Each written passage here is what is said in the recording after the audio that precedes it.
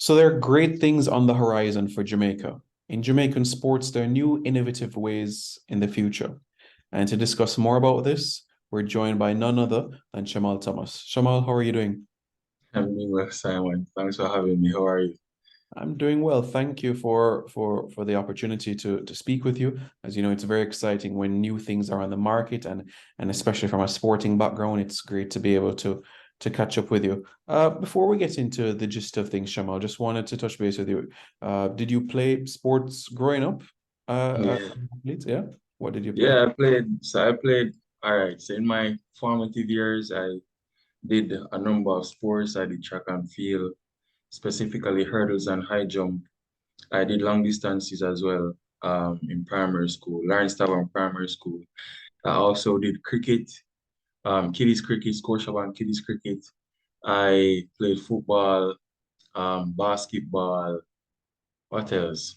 Yeah, I did a number of sports as a kid, right? And then I I made the I made the Jamaica Teachers Association track and field team in grade 6 at primary school, where I did high jump for Jamaica. We had a tournament here among Caribbean nationals, right? And I think I got a gold medal in 4 by 100 meters that time.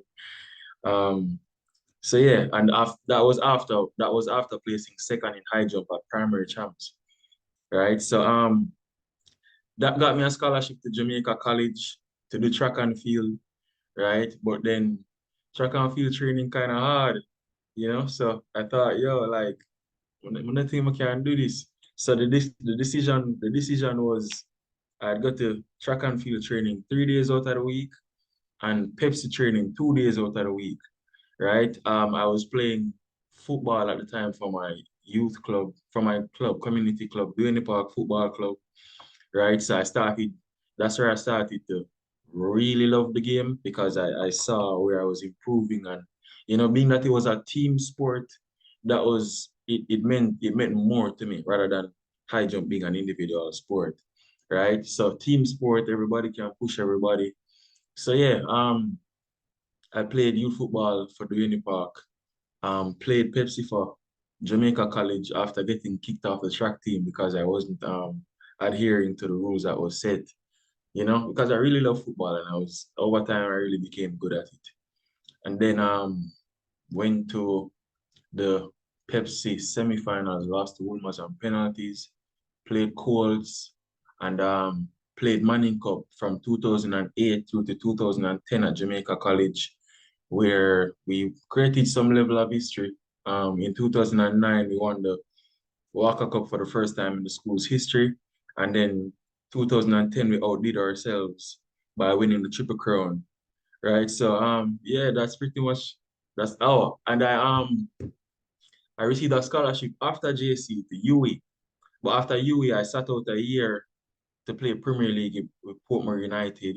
Then I came back to Duane Park to play Major League, I believe, or Super League, and we got demoted.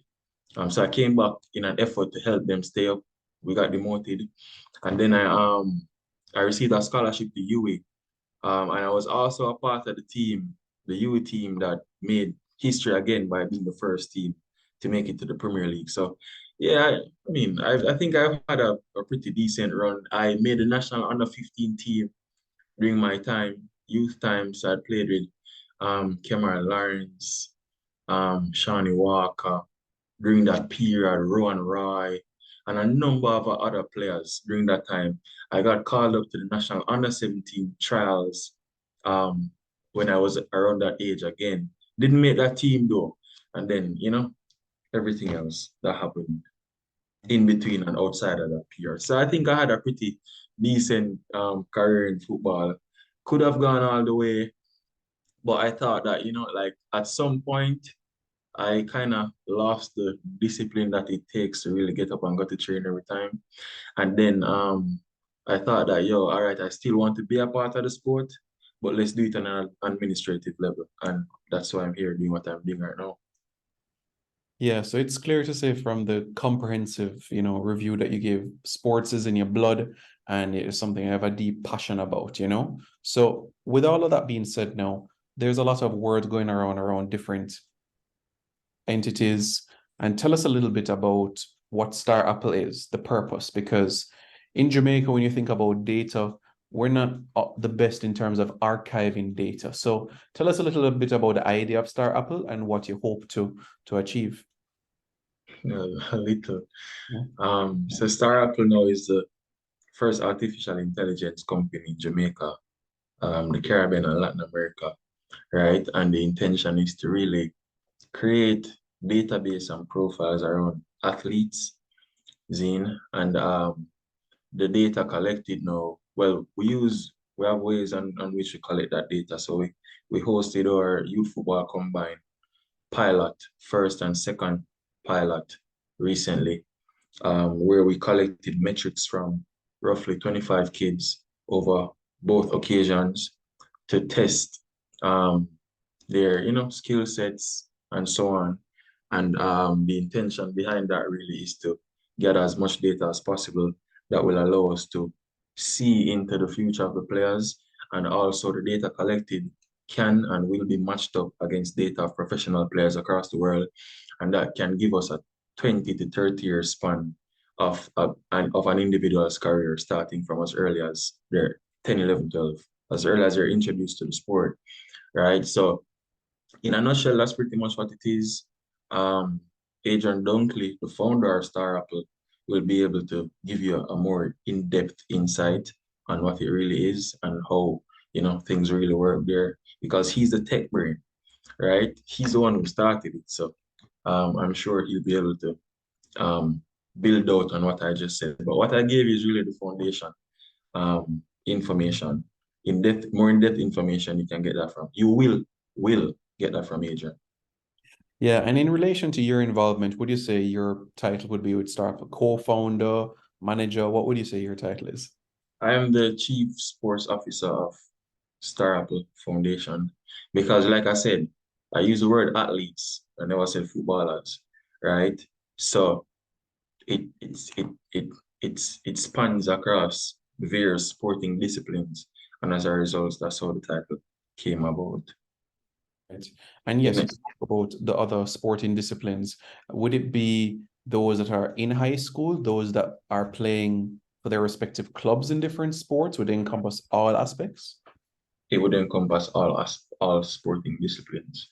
So we would start from you'd say probably as early as in sports level, because in sports govern sports for youth right across the respective sporting disciplines, right? So definitely that's where like grassroots, so that we want to build a solid foundation in which the country can benefit from in years to come. So it would be best to start there, where we can inculcate in the minds the level of discipline, the type of mentality, skill set development, educational development, mentorship, all of that, right? So the earlier we can be able to do all of that, then by the time these kids are teenagers, they would have already have an idea of the direction that they're going and the direction that we want to take them. And if it is that they're up for the challenge, then they're all welcome, So that's pretty much the approach going forward, so that the future of Jamaica can be bright for us, because it is bright. It's just that we know as individuals in positions that can be able to make change, implement structures, implement strategies, implement projects that will be able to get us the desired result. Yeah, and how does it feel, Shamal, to be part of something that is innovative? Because when you think about, in Jamaica, as I said, in terms of having data and the tech aspect of things, it's something that we haven't quite reached as yet. I mean, the US and Canada and the UK, they're strong for this, but from a Jamaican standpoint, how does it feel to be part of something that is evolving, growing, nurturing? Truly, I mean, I say it's normal, right? Because, and here's why I say it's normal. Based on my experiences in life over time, I've been in positions where I've done unprecedented things, right? And this is no different. The only difference with this is that now it will have probably a greater impact in the long term, because this is catering to a people rather than myself as an individual. right? So if I should feel a way, if I should explain how I feel, it would be in that regard that, all right, I'm in a position where I'm able to affect change that I won't even benefit from because I'm not a player, right? But just the ability to be able to impact the lives of these said players and see them flourish, that is where I get my satisfaction from, right? And no, over in turn, the entire country will be happy for these same individuals who's performing because as as as a nation, we are a proud people, right? Um, in track and field, whenever you see in both or Shelley and Fraser, or any one of our athletes, from as early as high school, once we identify them, we rally around them, right? It no matter which school you go, at the end of the day, they're Jamaicans, right? And that is where our pride comes from. So being able to sit in this position right now, it's just that feeling to be a proud Jamaican.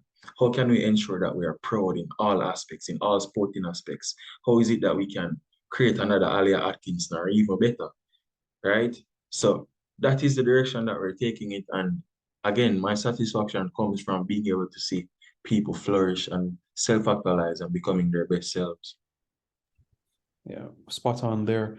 And in relation to like from the overseas market, whether it might be coaches, scouts, regardless of the sporting discipline, will they have access to the information that Star Apple will apply? Will Star Apple perhaps reach out to some of these coaches or scouts to say, this is the data, this is what it suggests, and they proceed from there? Well, I mean, we haven't really refined how that will be approached just yet, but I also believe that the suggestions that you made or the things that you mentioned will be taken into consideration because we're trying to identify best practices. So after sitting with it and deliberating, then the best practices will come to the fore, and those are the approaches that we'll take. Um, with like Jamaican sport, especially with football, coaching has been an issue for us. I believe that once we get coaching correctly, then with the talent that we have, because we've never been short on talent in the Simon, you know this. But the other gaps are what has let us down in the past, right? And going forward, we are trying to ensure that all those aspects are in place, that all those aspects are solid, and that, the kids who are the real beneficiaries of our efforts will benefit. In your brain, is there a local event or an event that is in Jamaica that you say, you know what, Star Apple can have a huge impact here, whether that might be JPL, Champs, or another event? Is there a one event or two events that you say there's tremendous opportunities here for Star Apple's reach and growth and impact? I mean, the things that you mentioned are the things that are already in place, right? So yes, the JPL, yes, schoolboy football, yes, champs, right? But I believe some of the greater ones aren't even established yet. Some of the greater platforms that will um es establish our players and put them in a position to exhibit their talents, I believe they're not even in existence yet. They will be in existence. But if it is that if I should use um competitions that are already in place, then yes, JPL is a serious consideration. Yes, schoolboy football is a serious consideration on all levels, not only at the Money Cup and the Casa Cup level, all levels. And yes, champs is also a serious consideration, because all right, so really this partnership now with Star Apple, being that I'm also sitting at that table, I've been able to, myself and my team, we've been able to build a table of our own that, has facilitated and that will continue to facilitate the growth and development of Jamaicans and sports in the form of the Game of Life Foundation, right? And what we've done since inception in 2015 has been nothing short of amazing. And that what we've done only came out of passion and a drive to again ensure self-actualization of the people and the lives that we try to impact. And going forward, the Game of Life Foundation will play a pivotal role in the development of sports across not only in Jamaica but also across the region, making it a global sports hub where everyone will look towards the region for talent, regardless of the sporting discipline. Quite a mouthful there. You're right in terms of everything that is to be accomplished. In your head, in terms of how the company Startup is growing and developing, what would you say some of the things that you hope to achieve for the rest of this year? Is it from a technical standpoint? Is it data collection standpoint, research? What are the things you hope to achieve for the rest of this year?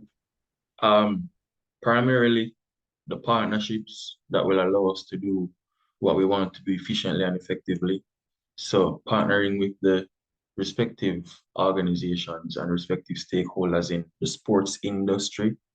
That is our main objective for this year. Um, Data collection is also a priority of ours, but data collection can only come once you've created the networks, the networks that will get you, in the spaces where you'll be able to take advantage of the human resources that you have available to you, right?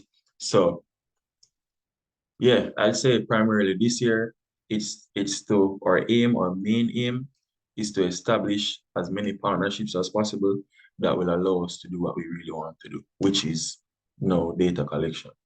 So yeah, the one and the two. Yeah, you spoke about the networking and also partnerships as well.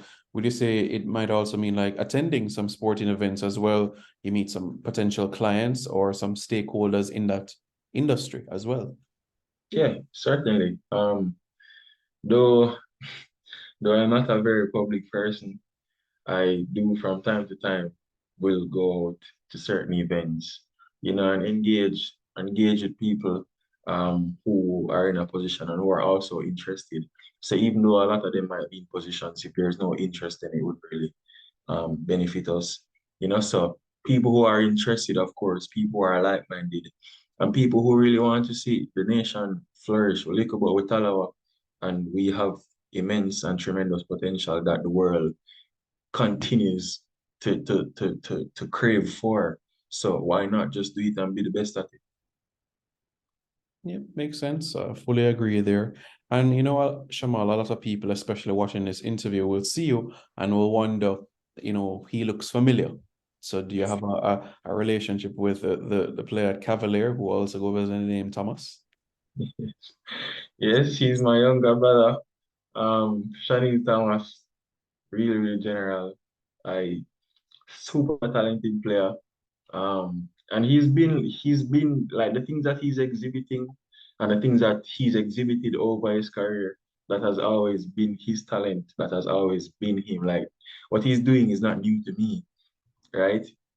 So yeah, he's a player I believe in very much. He's a player that I believe has a great responsibility to football in Jamaica at this point, right? And I believe I really want him to excel and again self actualize in becoming the best player that he can possibly be throughout the course of his career. Would you take credit for introducing football to him or teaching him some things as well? I mean, I'd let him answer that question. He's the best person to answer that question. Um, say, I mean, I've played my part. I'd say that much. I played my part, but you know, um, that question, I think he's the best person to ask that question. Because all my brothers play football, right? Myself, Shamal Thomas, my brother Shamar Thomas, a goalkeeper. He played for Marvally. Marvally won the major league last season. He was one of their goalkeepers. Shanil Thomas, and my youngest brother, Jaden Thomas. He's not necessarily a footballer, but he plays sports. He plays basketball, because he was raised in the States, but he's here in Jamaica now, attending Jamaica College, the great Jamaica College. And he has his own dreams of making and creating his own legacy at the institution and carrying on the Thomas legacy.